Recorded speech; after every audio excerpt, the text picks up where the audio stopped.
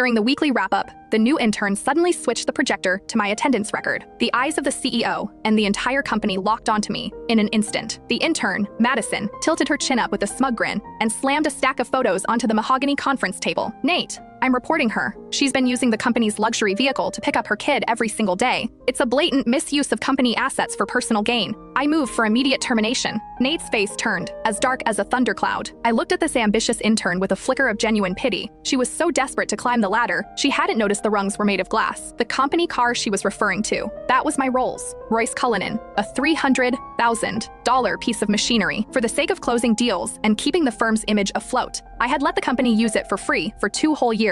The silence in the room was absolute, the kind of heavy quiet that precedes a storm. The central AC was humming at a steady 68 degrees, but a chill crept into my bones that had nothing to do with the temperature. It was the coldness of human nature. In the photos, the black Cullinan gleamed under the streetlights, parked in front of an elite private preschool. The angles were sharp, intentional, capturing me leaning down to lift my daughter, her small arms around my neck, with the last 4 digits of the license plate clearly visible. Madison leaned her hands on the table. Her face, young and flush with the misplaced zeal of a corporate crusader, burned with a self-righteous fire. She looked at me as if I were a common thief caught with my hand in the vault. "Nate, according to the employee handbook, company vehicles are strictly for business use. As a senior executive, Ms. Mercer shouldn't just be setting an example. She should be the standard. Instead, she's turned our most expensive client-facing asset into her personal nanny cam on wheels. School runs, grocery trips, weekend getaways. It's all here." Her voice was crisp, echoing off the glass walls. She clicked to the next slide, revealing a detailed Excel spreadsheet. "I've done the math. Between the commute and the school runs, she's putting an extra 25 miles on the odometer daily. Between the fuel consumption of a V-SY-R and the depreciation, we're looking at thousands in hidden costs every month. And that's not even counting the billable hours she's stealing from the company driver." She turned to the head of the table, Nathaniel Cross. Nate